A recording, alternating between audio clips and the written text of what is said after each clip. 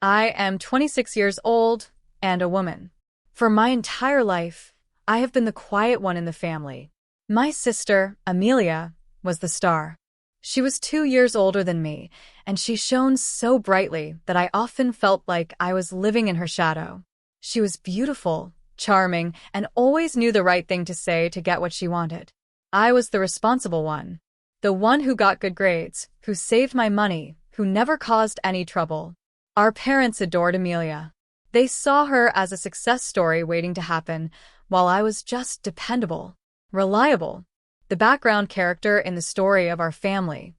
I never truly minded it, or at least I told myself I did not mind it. I loved my sister, and her happiness often felt like a goal we were all supposed to work towards. When she got into a good college, we celebrated for a month. When I got a scholarship to an even better one, my parents said, "That's nice, dear. It will save us some money for Amelia's sorority fees." I learned early on that my achievements were practical, while hers were spectacular. My role was to support her, to be the steady foundation upon which she could build her glittering life. I accepted this. I thought it was just the way things were. Then Amelia met Leo. He was everything our parents had ever wanted for her. He came from a good family, he had a successful career in finance, and he was completely and utterly devoted to her. When he proposed, it was like the grand finale of a movie my family had been watching for years. The engagement party was planned to be a huge affair, held at his parents' country club. It was the kind of event I usually tried to avoid. I was not good at small talk, and I always felt out of place in rooms filled with wealthy people making effortless conversation. But this was for Amelia. So, I bought a new dress, I practiced my smile in the mirror, and I prepared to play my part. The party was as overwhelming as I had expected. The room was filled with laughter and the clinking of champagne glasses. Amelia was in her element, floating from group to group, her hand resting delicately on Leo's arm. She looked radiant. I stood near the edge of the room, talking to my aunt, when Amelia decided she needed to make a speech. She stood on a small, makeshift stage, with Leo beside her, and thanked everyone for coming. She told the story of how they met, and everyone laughed at her witty remarks. She was a performer, and this was her stage.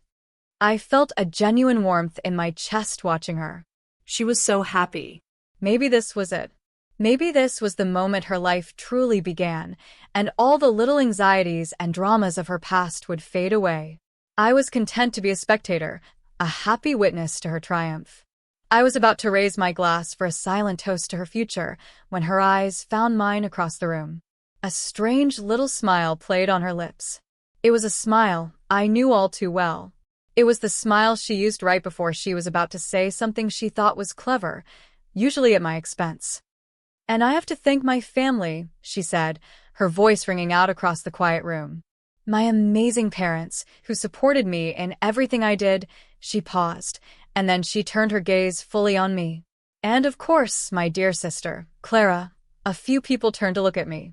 I felt a flush of heat creep up my neck. I was not used to being the center of attention. "Clara has always been there," Amelia continued, her voice dripping with something that sounded like affection but felt like poison. "Even when she was being our little family embarrassment, she was there." The room went silent. The words hung in the air, heavy and ugly. Family embarrassment. She had said it. Out loud. In front of all these people. In front of Leo's family and friends. I could feel dozens of eyes on me, some curious, some pitiful. My aunt, standing next to me, let out a small gasp. My own mother and father, standing near the stage, just smiled awkwardly, as if Amelia had just told a charming but slightly off-color joke. They were so used to her little digs at me that they did not even recognize the cruelty of it. My first instinct was to run, to flee the room and the burning shame that was consuming me. My second instinct was to shout, to scream at her, to ask her how she could be so heartless, so vicious, on what was supposed to be the happiest night of her life. But I did neither of those things. I had spent a lifetime learning to absorb her casual cruelty, to swallow my own feelings for the sake of keeping the peace. It was a reflex I could not seem to stop. So, I just stood there. I looked directly at her, and I smiled. It was a small, tight smile, but it was a smile nonetheless. And I said nothing. I did not defend myself. I did not cry. I did not give her the satisfaction of a reaction. I just held her gaze, my polite little smile fixed on my face, and let her words echo in the dead silence of the room. I could see a flicker of confusion in her eyes. This was not how the scene was supposed to play out. I was supposed to get flustered, to look away, to prove her right by acting embarrassed. My silence was a refusal to play my part. The quiet stretched on for what felt like an eternity. Amelia's perfect smile began to falter. She opened her mouth to say something else, probably to dig the knife in deeper, but before she could, a voice from the side of the stage cut through the tension. "Amelia, what did you just say?" It was Leo. He had stepped away from her side, and his face was no longer beaming with adoration. He looked confused, and more than a little angry. He had not been looking at me when she said it. He had been looking at his own parents. But he had heard it. He had heard every single word. And he had turned just in time to see my silent smile, my refusal to crumble. He walked towards the front of the stage, his eyes now fixed on Amelia. The happy, charming atmosphere of the party had evaporated, replaced by a cold, uncomfortable tension. And in that moment, as my sister's fiancé walked toward her with a look of dawning horror on his face, I realized that my silence had been the loudest thing I could have ever said. Amelia's face paled. She had not expected Leo to react. She had expected him to laugh along, to see it as a cute little bit of sibling rivalry. But Leo was not laughing. "What was that about?" he asked again, his voice low and serious. The microphone was still on, carrying his words to every corner of the room. Amelia tried to recover. She forced a laugh. "Oh, Leo, it's just a silly joke between sisters. You know how we are." She reached for his hand, but he did not take it. He kept his eyes on her, his expression unreadable. "It did not sound like a joke," he said. "It sounded cruel." He then turned his head and looked at me, across the room. His eyes were not filled with pity, but with a question. He was asking me, without words, if this was normal. If this was how my sister, his future wife, treated me. I held his gaze for a second, and then I gave a tiny, almost imperceptible shake of my head. I did not need to say a word. He understood. He turned back to Amelia, and the warmth was completely gone from his face. "We need to talk," he said, his voice firm. He took her by the elbow and guided her off the stage, leaving a room full of whispering guests behind. My mother rushed forward, trying to smooth things over, but Leo ignored her. He led Amelia out of the main ballroom and into a private hallway. My aunt put her hand on my arm. "Are you all right, dear?" she whispered. I finally let my smile fall. "I am fine," I said, my voice surprisingly steady. But I was not fine. I was shaking. The adrenaline was wearing off, and the hurt was starting to set in. She had done this in front of everyone.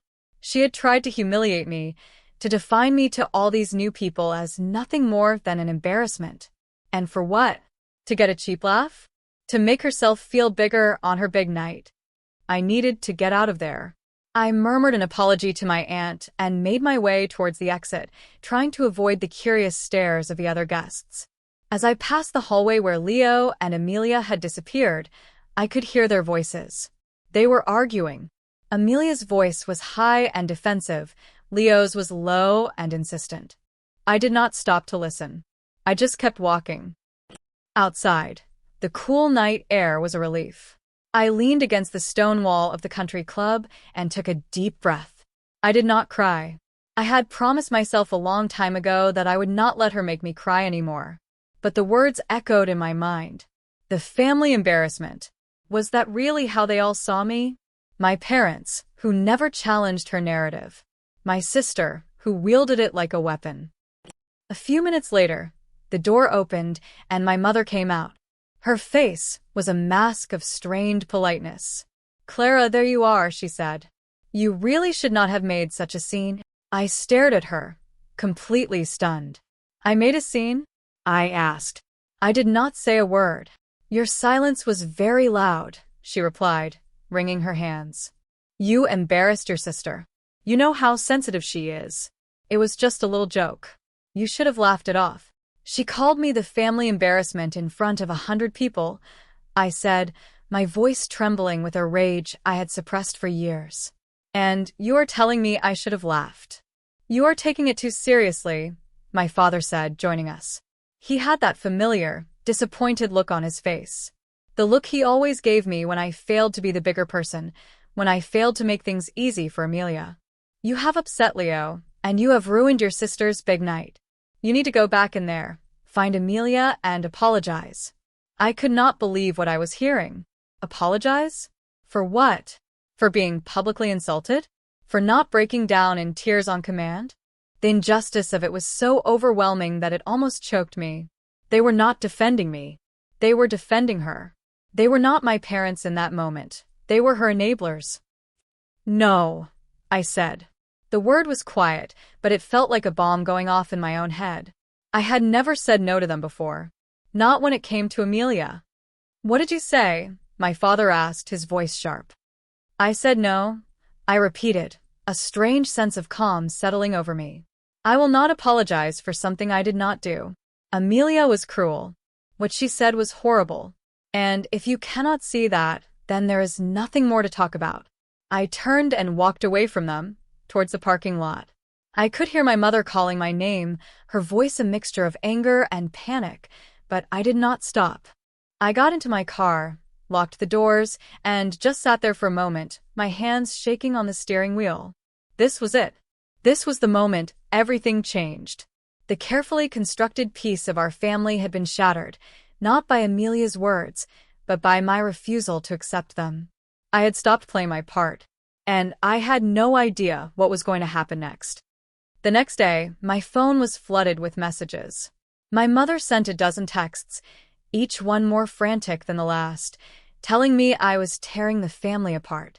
My father left a single, curt voicemail, ordering me to call him immediately. Amelia, predictably, was silent. She would be playing the victim, letting our parents fight her battles for her. That was always her way. There was one message, however, that stood out. It was an email from a name I did not recognize at first. The subject line was simple. Regarding last night, I opened it with a sense of dread, expecting it to be from one of Amelia's friends, telling me how awful I was. But it was from Leo. The email was short and to the point. He apologized for what had happened at the party. He said there was no excuse for Amelia's behavior. And then he asked if I would be willing to meet him for coffee. He said he needed to understand something. My first thought was to say no. I did not want to get involved in their relationship drama. I did not want to be the reason their engagement ended. But then I thought about his face at the party. The confusion, the anger. He had not seen a joke. He had seen cruelty. And he was the only person in that entire room, besides my aunt, who had seemed to see what was really happening. He deserved the truth. Or at least some version of it. I agreed to meet him. We chose a small, quiet coffee shop in a part of town where we were unlikely to run into anyone we knew. When I walked in, he was already there, sitting at a table in the corner. He looked tired. The happy, confident man from the party was gone, replaced by someone who looked worried and uncertain. "Thank you for coming," he said as I sat down. "It's okay," I replied. "What did you want to talk about?" He hesitated for a moment, stirring his coffee. "Last night," he began. "When Amelia said that thing. Was that normal? Is she often like that with you?" I thought about how to answer. I could lie. I could downplay it, say it was a one-time thing, a mistake made under pressure. I could smooth it over, just like my parents wanted me to. It would be the easy thing to do. It would preserve the peace. But I was tired of preserving a peace that only ever seemed to benefit Amelia. "Yes," I said, my voice quiet but firm. "It is normal. She has been saying things like that to me my whole life. Last night was just the first time she did it in front of so many people." Leo closed his eyes for a moment, as if absorbing a blow. "I had no idea," he whispered. "She is always so sweet, so charming." "That is her public face," I said. "There is another side. a side that my family and I are very familiar with. He looked at me, his eyes filled with a dawning understanding. Why does she do it? Why call you that? This was the harder question. How could I explain decades of jealousy, of subtle competition, of a family dynamic that had cast us in opposing roles from the day I was born? Amelia needs to be the best, I said slowly. The brightest, the most successful, the most loved. And she sees me as a threat to that. Not because I am better than her, but because I am different. My successes are quiet. I do not need a stage. And I think that scares her. I told him about my scholarship and how it was minimized to pay for her sorority. I told him about the time I won a local art competition and she accidentally spilled juice on the painting the day before it was supposed to be displayed. I told him about a dozen small cuts, 1,000 paper cuts of cruelty that had been delivered with a smile over the years. I was not trying to be vindictive. I was just answering his question. I was telling him the truth. He listened without interrupting, his expression growing more and more somber. When I finished, he was silent for a long time. She told me you were jealous of her, he finally said. That you have always resented her success. She said you were trying to sabotage her happiness. I felt a bitter laugh escape my lips. Of course she did, I said. That is the story she has been telling our whole lives. It is easier than admitting the truth. And what is the truth? He asked, leaning forward. I looked him straight in the eye. The truth is that I have spent my entire life supporting her, celebrating her, and making myself smaller, so she could feel bigger. The truth is that I have never once tried to sabotage her. Last night, she tried to sabotage me. And my parents let her. We sat in silence for another minute. The air was thick with unspoken thoughts. I had laid the cards on the table. Now it was his turn to decide what to do with them. I did not want to influence his decision. I just wanted him to see. To really see the woman he was planning to marry. There is more, isn't there? He said, his voice barely a whisper. This is not just about sibling rivalry. There is something else she is afraid of. His perception surprised me. He was more observant than I had given him credit for. He was right. There was more. There was a secret that Amelia had guarded for years, a secret that I had kept for her out of a misguided sense of loyalty. A secret that would destroy the perfect image she had so carefully crafted for him. Yes, I said. There is more. But it is not my story to tell. I knew that was a weak answer, but it was the only one I could give. I would not be the one to detonate the bomb in the middle of her life, no matter how much she deserved it. But I had planted the seed. I had shown him the cracks in the facade. Now it was up to him to decide if he wanted to look closer. He nodded slowly. Thank you for your honesty, Clara, he said. You have given me a lot to think about. We finished our coffee in a strained silence, and then went our separate ways. As I walked back to my car, I felt a strange sense of lightness. I had spoken my truth. I had not been vindictive or cruel. I had simply been honest. For the first time in a very long time, I felt like I was no longer living in Amelia's shadow. I was standing in my own light, and I was not afraid of what might be illuminated. A week passed in tense silence. My parents had stopped calling, probably deciding to give me the silent treatment as punishment. Amelia remained off the grid. I used the time to think. What Amelia had done was a betrayal, but my parents' reaction was what truly broke my heart.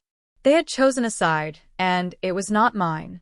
I realized that my relationship with them, and with Amelia, could never go back to the way it was. The old dynamic, with me as the quiet, accommodating peacekeeper, was over. I had to build new boundaries, firm ones if I was going to protect myself. My friend, Sarah, was my rock during this time. I told her everything that had happened, from the party to the coffee with Leo. Good for you, she said, her voice fierce. It's about time you stood up to them. For years, I have watched them treat you like a doormat.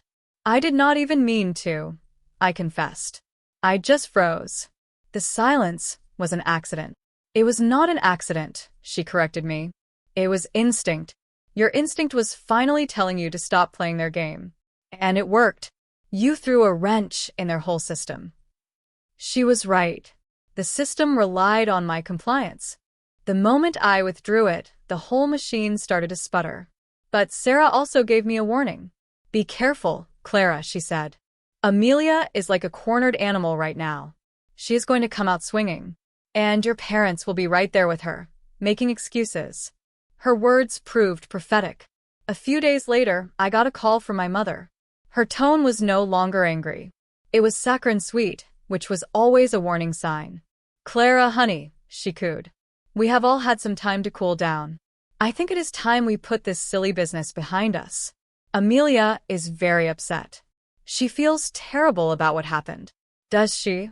I asked, my voice flat. "Of course she does," my mother insisted. "It was a misunderstanding. A bad joke that did not land. She wants to apologize." I felt a flicker of something. Hope. Or just exhaustion. Maybe an apology would be enough. Maybe we could start to repair things. "Okay," I said. "When?" "Well, that is the thing," my mother said, her voice becoming a little too casual. "Leo's parents are hosting a small dinner this weekend for the families to get to know each other better. It is very important. We thought it would be the perfect opportunity for you and Amelia to make up, publicly. It would show Leo that everything is fine." And there it was. This was not about a genuine apology. It was about performance. It was about damage control. They did not care about my feelings. They cared about salvaging Amelia's engagement. They wanted me to smile, hug my sister, and pretend that her public humiliation of me was just a silly business. They wanted me to put the mask back on. "So, you want me to go to a dinner with Leo's parents and pretend everything is okay?"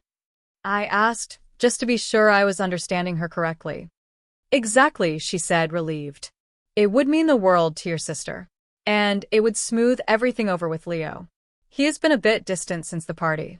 The anger I had been suppressing for days came rushing back. They were not just asking me to forgive. They were asking me to participate in a lie. A lie designed to protect Amelia from the consequences of her own actions.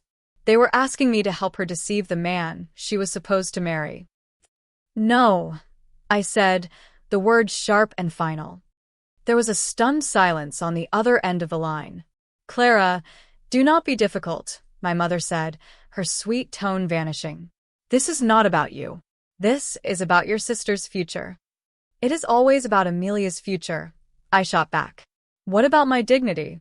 What about the fact that she stood up in front of 100 people and called me an embarrassment? Does that mean nothing to you?" "You are being dramatic," she snapped. "Family is more important than your pride." "My self-respect is more important than this family's obsession with appearances," I said. "I will not be used as a prop to make Amelia look good. If she wants to apologize, she can call me herself and do it privately. I am not performing for Leo or his family." I hung up before she could reply. My heart was pounding. I had never spoken to my mother like that before. But I felt a surge of adrenaline, a sense of power I had not realized I was missing. I was drawing a line in the sand, and it felt good. Later that evening, I got a text from Amelia. It was the first time she had contacted me since the party. "Mom said you're refusing to come to the dinner. You are being unbelievably selfish. You are trying to ruin my life." I stared at the message. There was no apology. No remorse. Just blame. Just the same old story. I was the problem. My selfishness was the root of all her troubles. Any hope I had for a reconciliation died right there. She was incapable of seeing what she had done. In her mind, she was the victim. I typed out a reply. "I am not trying to ruin your life, Amelia. You are doing that all by yourself." I blocked her number. Then I blocked my mother's and my father's. I needed space. I needed to think, away from their constant pressure and manipulation. I knew this was a drastic step, but it felt necessary. It was like I was finally cleaning out a wound that had been festering for years. It hurt, but it was the only way to heal. The secret that Leo had sensed was a heavy one. It was not just about Amelia's personality. It was about money. A few years ago, our grandmother had passed away. In her will, she had left a significant amount of money to be split equally between Amelia and me. It was not a fortune, but it was enough to be a down payment on a house or a serious boost to a retirement fund. The money was to be held in a trust, managed by our parents, until we each turned 30. Shortly after the trust was set up, Amelia started having problems. She had a taste for expensive things and a habit of living beyond her means. She racked up huge credit card bills. She took lavish trips she could not afford. She was always one crisis away from financial ruin. One day, she came to me in tears. She had gotten into trouble with a high-interest loan, and she was afraid. She begged me to help her. Our parents, as always, rushed to her rescue. They told me that they had a solution. They would borrow from the trust to pay off her debts. They would take the money from the total amount, meaning it was effectively coming from both my share and hers. They promised that Amelia would pay it back, with interest, long before we were due to inherit. It is the only way, Clara, my father had said. We cannot have her credit ruined. Think of her future. What about my future? I had asked. That is my money too. She is your sister, my mother had said, as if that explained everything. You have to help her. We are a family. I was young, and I was used to giving in. I was also genuinely worried about her. So I agreed. I made them write up a formal document, a loan agreement, stating the amount taken and the terms of repayment. Amelia signed it. My parents witnessed it. I put the document in a safe deposit box and tried to forget about it. That was 3 years ago. Amelia had not paid back a single dollar. Whenever I brought it up, she would get defensive.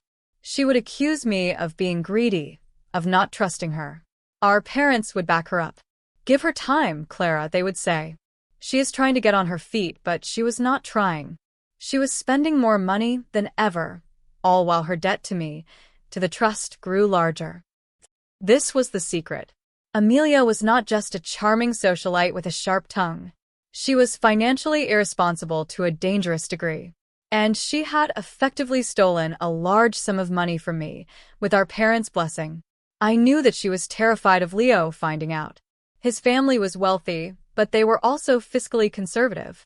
They valued responsibility and hard work. A mountain of consumer debt and a secret loan from her sister's inheritance would not fit the perfect image she was selling him. They had pushed me too far. I went to the bank the next day and retrieved the loan agreement from my safe deposit box. The paper felt heavy in my hands. It was the only proof I had. I made several copies. I scanned it and saved it to my computer and my phone. I was not sure what I was going to do with it, but I knew I needed to have it ready. My conversation with Leo had planted a seed of doubt in his mind. My refusal to attend the makeup dinner would have watered that seed.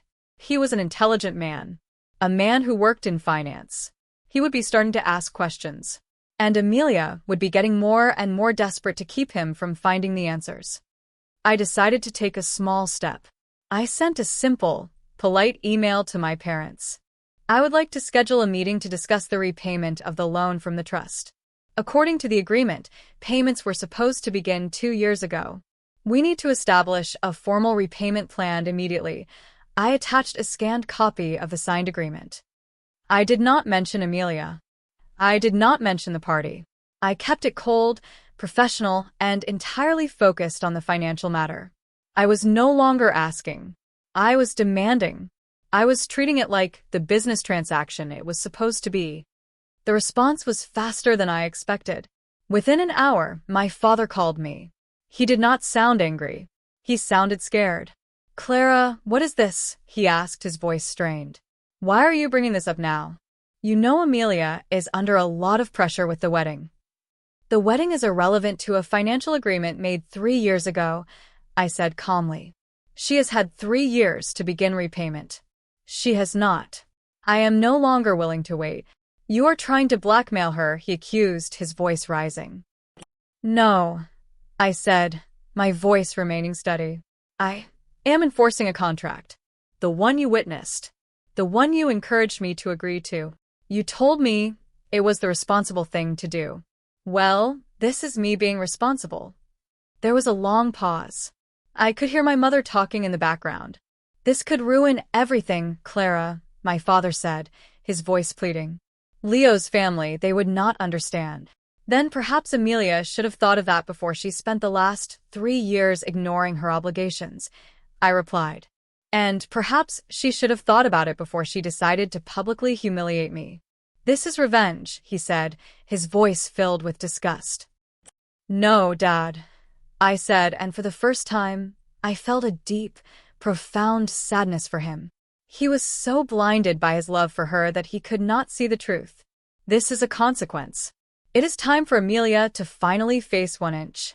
I told him I expected a written response with a proposed payment plan within 1 week. If I did not receive one, I would be consulting a lawyer. Then I hung up. I sat there in the quiet of my apartment, the silence buzzing in my ears. The first shot had been fired.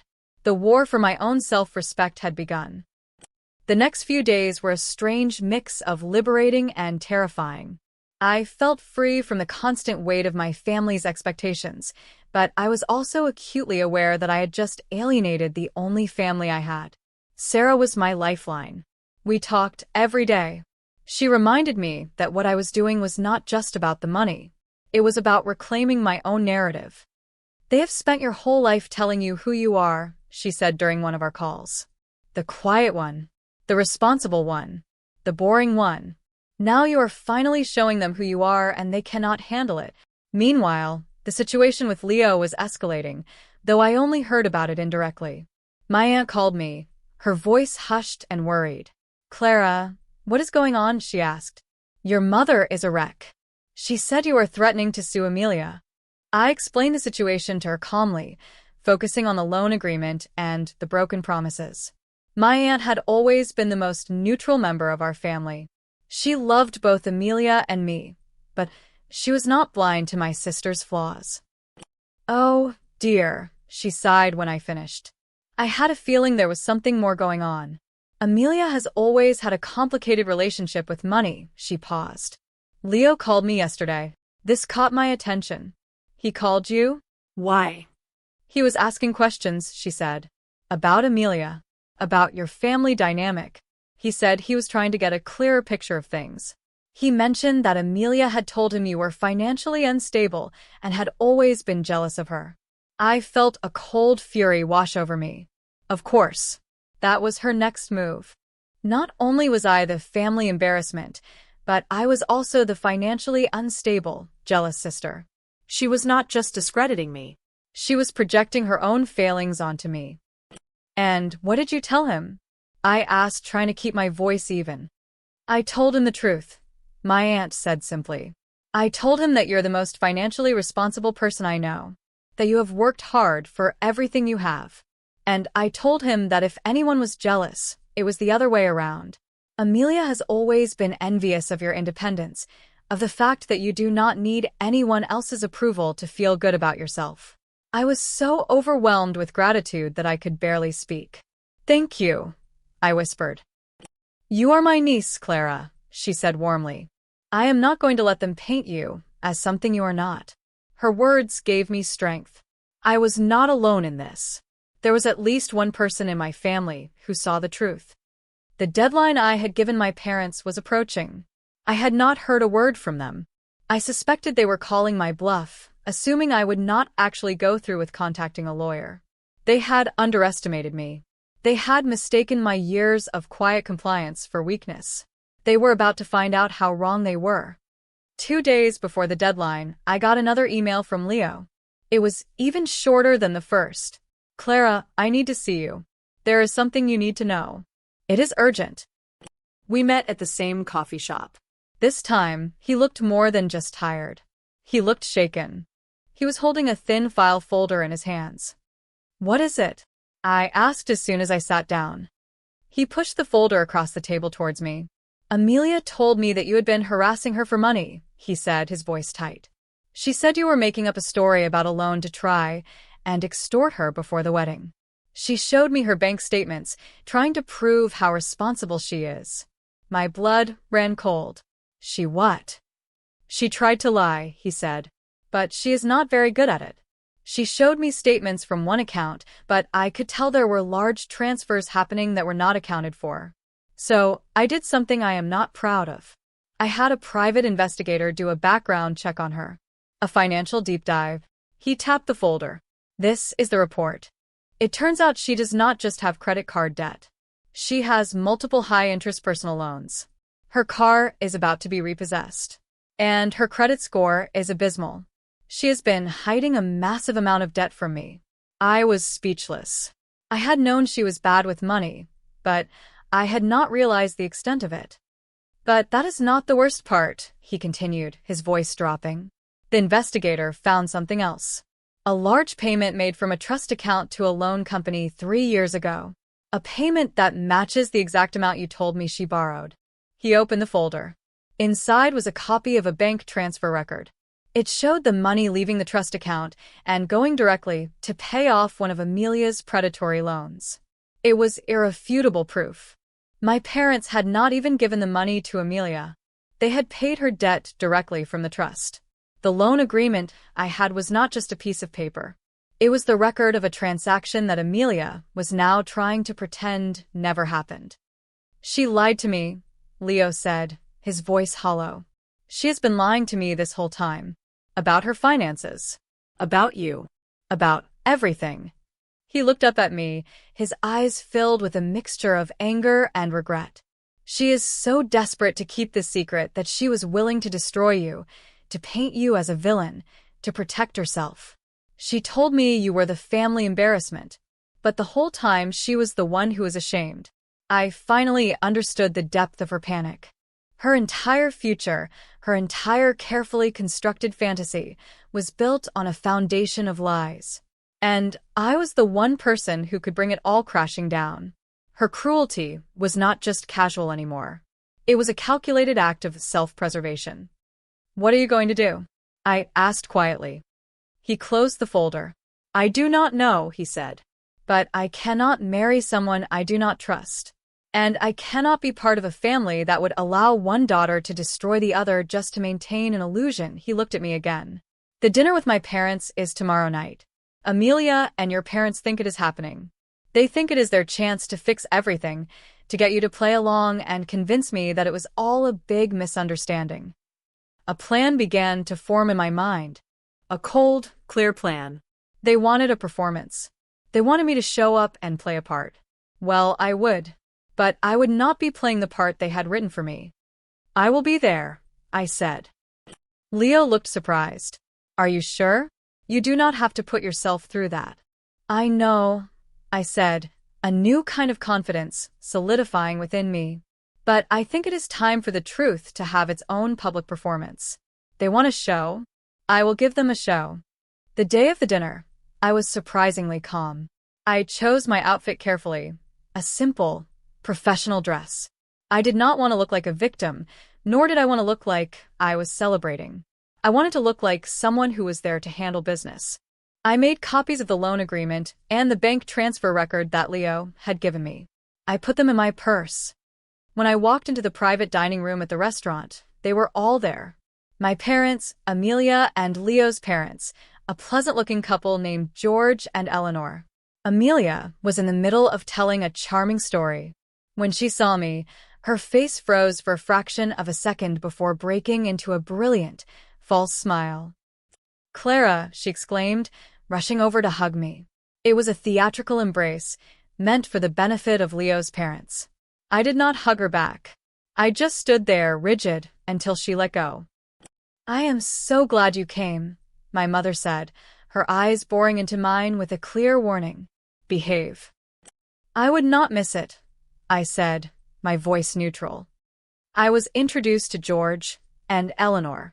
They were polite, but I could see the curiosity in their eyes. They had undoubtedly been told some version of the family drama and were waiting to see how it played out. We sat down for dinner. The conversation was stilted and awkward. Amelia and my parents worked overtime to be charming, laughing too loudly and telling stories that painted our family as a perfect, loving unit. I remained quiet, answering questions politely when asked, but offering nothing more. Leo was also quiet, watching everyone at the table with a detached, analytical expression. Finally, after the main course was served, My mother decided it was time. You know, she said, dabbing her lips with a napkin. We are all so thrilled about this union. But like all families, we have our little squabbles. Silly sisterly things, she smiled warmly at Eleanor. Amelia, dear, I believe you had something you wanted to say to Clara.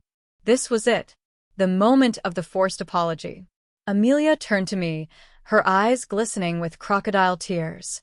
Clara, she began, her voice thick with emotion. I am so sorry for what I said at the party. It was a stupid, thoughtless joke, and I was just so overwhelmed with everything. I never meant to hurt you. You know I love you more than anything.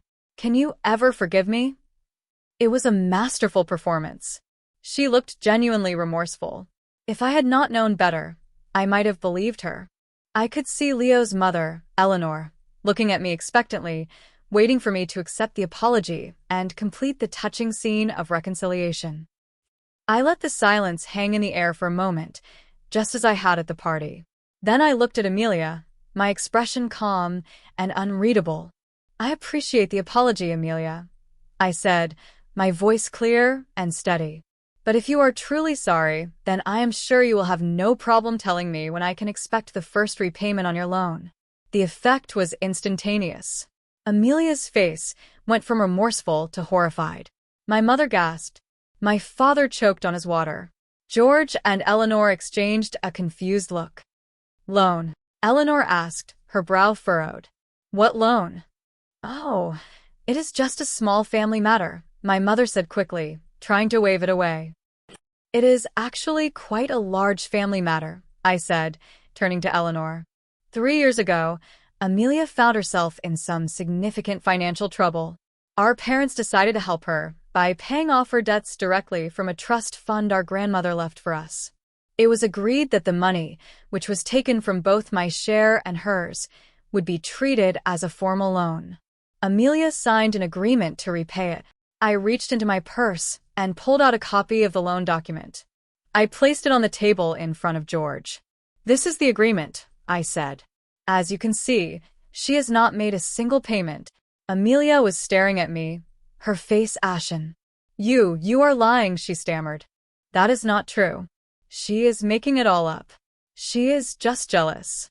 Am I? I asked calmly. I then pulled out the second document, the copy of the bank transfer. I placed it next to the loan agreement. This is the record of the transfer from the trust account to the company that held your high-interest loan. The dates and amounts match perfectly. Are you saying this is a lie, too? George picked up the papers. He was a lawyer, and I could see his professional demeanor click into place as he examined them. He looked at the signatures, the dates, the figures. He then looked up, first at my parents, then at a trembling Amelia. His face was grim. Amelia, Leo said, his voice cutting through the tense silence. It was the first time he had spoken. Is this true? Amelia looked at him, her eyes wide with panic. She opened her mouth, but no words came out. She was trapped. The web of lies she had so carefully woven had just been torn apart. She told me Clara was the one with money problems, Leo said, his voice cold as ice, addressing his parents, but looking at Amelia. She told me Clara was trying to extort her. She lied. She has been lying about everything. My mother finally found her voice. This is a private family matter, she hissed at me. How dare you bring this up here? You're the one who wanted a public performance, I said, my voice rising for the first time. You wanted me to come here and pretend to forgive her so you could sell this happy family fantasy to your new in-laws. Well, the performance is over. This is the reality. The reality is that my sister is a liar and a thief. And the reality is that you both enabled her. You helped her steal from me, and you have been covering for her ever since. Tears were now streaming down Amelia's face. They were real this time. Tears of humiliation and defeat. I was going to pay you back, she sobbed, looking at me. I was. When, Amelia? I asked, my voice softening slightly, not with pity, but with a profound sense of exhaustion. When were you going to pay it back? After you had spent a fortune on the wedding? After you were living off Leo's money? When was it ever going to be convenient for you to face your responsibilities? She had no answer. She just sat there, sobbing, her perfect facade shattered into a million pieces.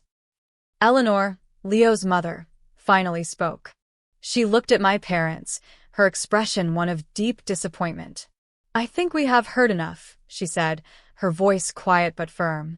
"George, Leo, I think we should go." They stood up. Leo did not even look at Amelia. He just walked around the table and stood beside me. He put a hand on my shoulder. "Are you ready to go, Clara?" he asked. I nodded. I stood up, leaving the documents on the table. I looked at my family one last time. My father was staring at his plate, unable to meet my eyes. My mother was glaring at me, with pure hatred. And Amelia was just a crumpled, weeping mess. They were not my problem anymore. As Leo and I walked out of the restaurant with his parents, leaving my family to sit in the wreckage of their own making, I did not feel triumphant. I did not feel happy. I just felt quiet. The storm had passed, and in its wake, there was a strange and unfamiliar peace. I had lost a family, but I had finally found my own voice. And it was a voice that would no longer be silenced. In the days that followed, the fallout was swift and brutal. Leo officially called off the engagement. There was no quiet, private discussion. He released a formal announcement through his family's lawyer, citing irreconcilable differences and a fundamental breach of trust. The statement was cold, corporate, and utterly devastating for Amelia's social aspirations. The perfect wedding, the perfect life she had been banking on, vanished overnight. My parents were furious with me. My father left me a single, enraged voicemail.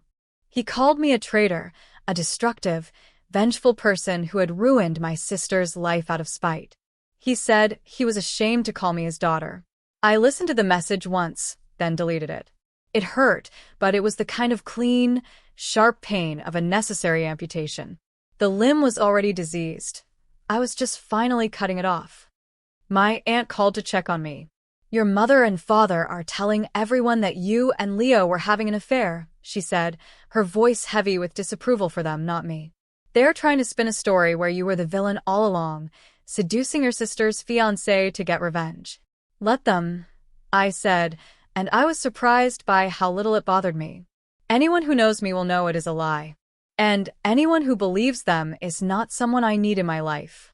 Leo, for his part, handled the situation with quiet dignity. He sent a check to my apartment via courier. It was for the full amount Amelia owed me from the trust, plus a generous calculation for interest. A short, handwritten note was attached. "This is not a gift. It is a debt being settled. You should not have to pay for her mistakes. I am sorry for everything you have been through." I tried to refuse the money. I called him and told him it was not his responsibility. "It is a matter of principle," he said, his voice firm. "My family was almost joined with yours through a fraud. This is, in a small way, setting the ledger straight. Please just accept it. Consider it my apology for not seeing the truth sooner." I accepted. The money went straight into a high-yield savings account, earmarked for a future I would now build entirely on my own terms. It was not his money that mattered. It was the gesture. It was the validation. He saw what had happened as a debt, a wrong that needed to be righted. My own family had only ever seen it as an inconvenience they wished I would forget. A few weeks later, I was having coffee with Sarah when she slid her phone across the table. "You need to see this," she said. It was a social media post from one of Amelia's friends. It was a picture of Amelia, looking thin and wan, with a long caption about her brave battle against a toxic family member and her heartbreaking, unprovoked betrayal. It was a clear attempt to rehab her image, to paint herself as the tragic heroine of the story. A year ago, that post would have sent me into a spiral of anxiety. I would have worried about what people were thinking about the damage to my own reputation. But now, I just looked at it and felt nothing. A kind of profound indifference. "She can have the story," I said to Sarah. "I have the truth. And the money." Sarah laughed. "That is the Clara I have been waiting to see," she said. The silence from my family was absolute. I was, for all intents and purposes, disowned. I did not get a card on my birthday. I was not invited to holidays. At first, it was lonely. But then, a new kind of family began to take its place. My aunt and I became closer than ever. My friendships deepened. I started dating, meeting people who were drawn to my quiet confidence, not my ability to make myself small. About 6 months after the dinner, I ran into Leo's mother, Eleanor, at a charity event my company was sponsoring. I was nervous for a moment, but she approached me with a warm smile. "Clara, it is so good to see you," she said. "You look wonderful." We chatted for a few minutes about work and life. "I hope you know," she said, her voice becoming more serious, "that we never for a moment believed those awful rumors your parents were spreading. It was clear to us who was telling the truth that night." She put a hand on my arm. "You are a very strong young woman. Do not ever let anyone make you doubt that." Her kindness was a balm on a wound I did not even realize was still there. It was another piece of validation, another confirmation that I had done the right thing. The last I heard of Amelia, she had moved to a different city. My aunt told me she was working in a low-level retail job, living in a small apartment, and struggling to pay her bills. Her wealthy friends had abandoned her when the engagement to Leo fell through. Her charm had run out. She was, for the first time in her life, having to face the real world without the safety net of our parents' indulgence or the prospect of a rich husband. She was having to be responsible. My parents had apparently funneled a great deal of their own retirement savings into trying to maintain Amelia's lifestyle after her public downfall, and it had left them in a precarious position. Their perfect, shining star had turned into a black hole, sucking their resources and their energy down with her. They had made their choice, and now they were living with the consequences. One evening, I was sitting in my quiet apartment, looking over the plans for a small condo I was finally able to buy with the money from the trust and my own savings. My phone buzzed. It was an unknown number. I almost ignored it, but something made me answer. "Hello." There was a pause, and then a hesitant voice. "Clara?" It was Amelia. I did not say anything. I just wanted to say." Her voice broke. "I am sorry. For everything. You were right. I was a monster." I listened as she sobbed, as she told me how hard her life was now, how she had lost everything. It was the apology I had once craved, the confession I had longed to hear. But as I listened, I did not feel satisfaction or pity.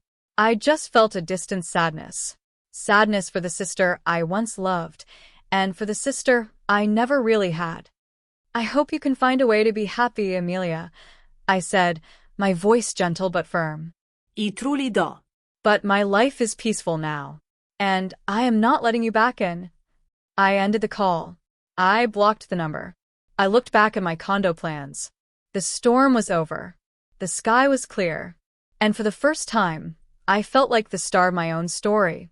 My life was not loud or spectacular. It was quiet. It was steady. It was mine. And it was more than enough. I had stopped waiting for their approval and started building my own foundation. The silence that followed was not empty. It was full of possibilities. They had called me the family embarrassment, but I had learned that my greatest strength was in the quiet dignity they could never understand and could no longer touch.